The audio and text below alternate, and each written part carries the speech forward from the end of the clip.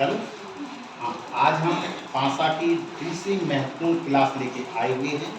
कल पिछली क्लास में हमने सीखा वन सरफेस कॉमन डाइस का रिक्त स्थान कैसे भरा जाए। आज बेटा हम सीखेंगे कि अगर दो कॉमन सतह दी गई हुई हों तो उनका हम रिक्त स्थान कैसे भरेंगे। तो आज आपको बेटा सिखाएंगे हम क्या, फिल इन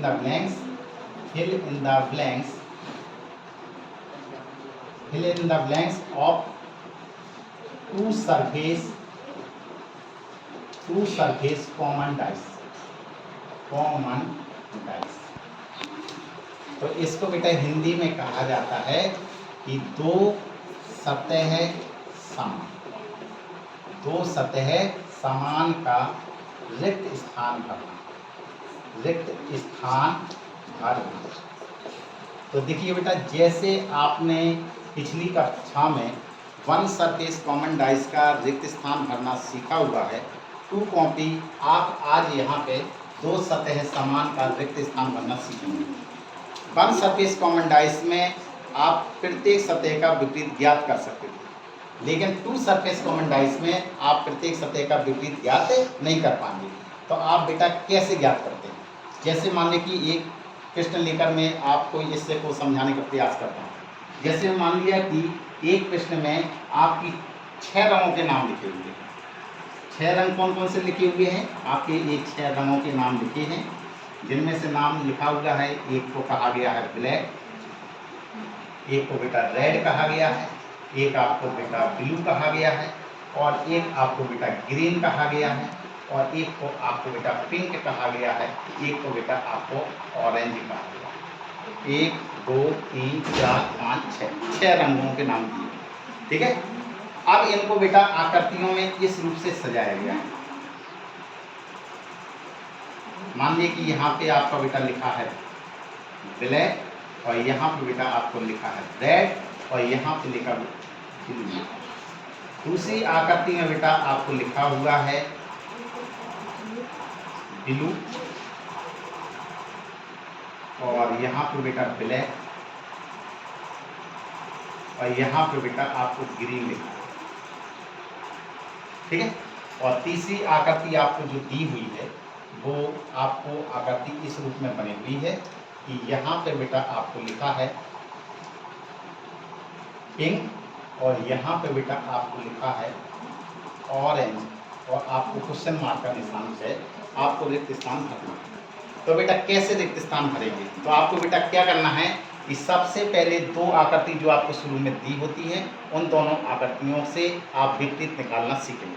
तो विपरीत बेटा कैसे निकालते हैं? आप यहाँ पे देखेंगे बेटा कि आपको कौन सी सरफेस है जो कॉमन दिखाई दे रही है। तो आपको दिखाई दे रही होगी कि ब्लैक दिखाई दे रहा है और ब्लू दिखाई दे रहा है। यहाँ भी बेटा ब्लैक लिखा हुआ है और ब्लू लिखा हुआ है। तो दो सतहें आपकी समान लिखी हुई हैं।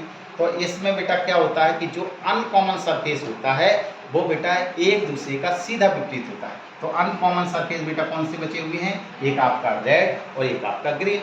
इसका मतलब है रेड का विपरीत बेटा कौन है? ग्रीन, और ग्रीन का बेटा कौन सा है? रेड। इसको बेटा कहते हैं uncommon surface.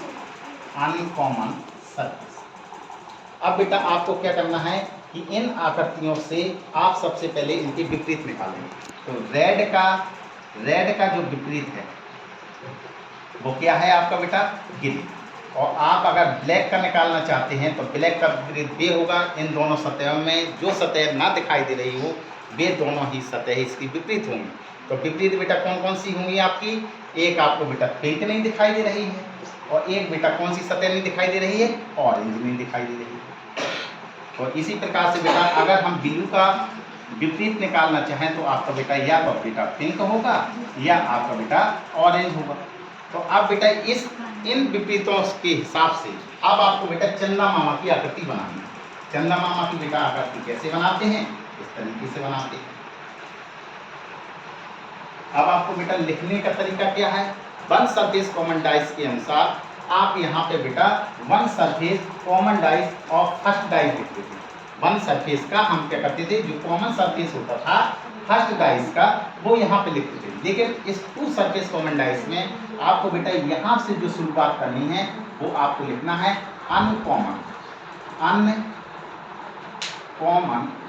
Surface of first dice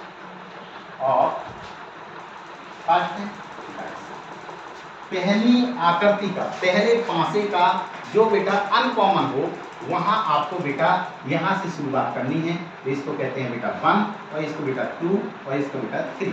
तो आप जरा देखेंगे कि मैं पेन बदले रहा हूँ।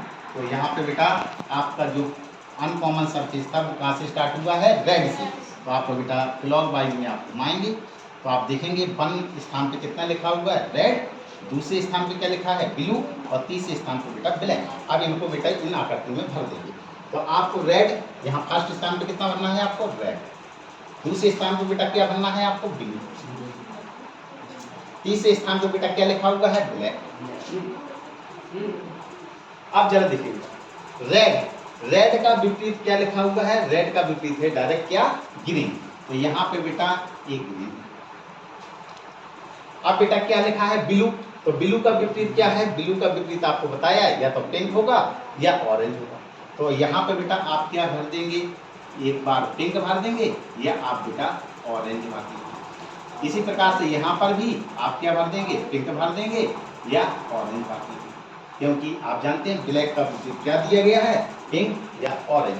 यहाँ से बेटा 2 आकृतियों का जन्म होता है। तो क्या करते हैं बेटा, ये आपकी ये आकृति बनी हुई है। एक बार आपको क्या लिखा हुआ है, रेड। फिर क्या लिखा हुआ है, ब्लू। फिर आपका क्या लिखा हुआ है बेटा, ब्लैक। फिर आपका बेटा क्या लिखा है, एक बार बेटा जो ये 2 नाम लिखे हुए हैं इन दोनों में से कोई बेटा एक सतह लिखेंगे। क्या लिखा है, पिंक या ऑरेंज। तो मैंने आपको पिंक लिख दिया। अब यहाँ पे पिंक या ऑरेंज में से कोई एक सतह लिख दीजिए। तो यहाँ पे मैंने बेटा लिख दिया ऑरेंज। यहाँ पे विपरीत में बेटा क्या लिखा है, ग्रीन। अब जरा देखिए बेटा, आपको एक तो आकृति ऐसी बनी हुई, एक बार आपकी आकृति बेटा ऐसी बनी।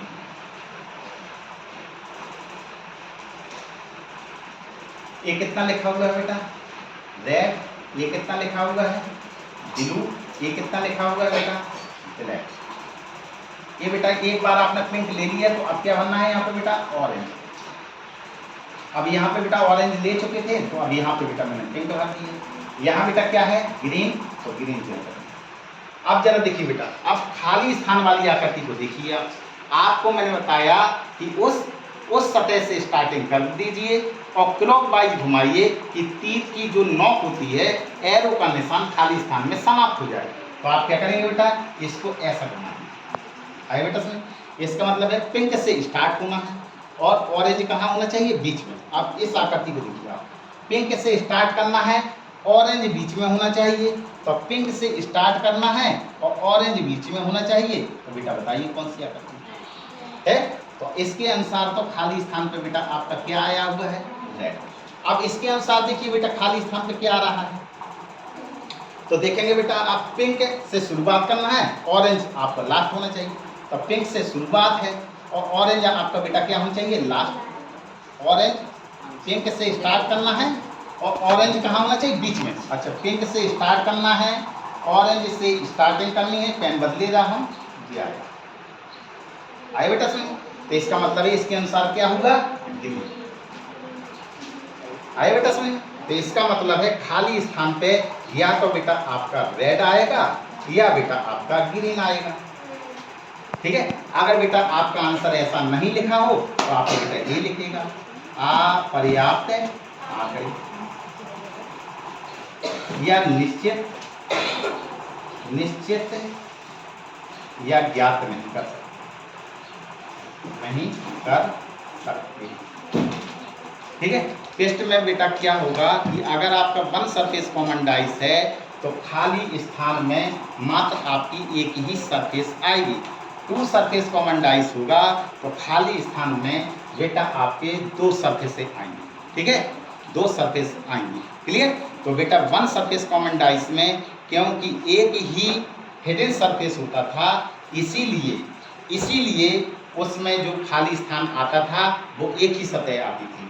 लेकिन 2 सरफेस कॉमन डाइस में हिडन 2 सतहें होती हैं, इसलिए खाली स्थान पे 2 सतहें आपकी आंसर में आएंगी। Thank you.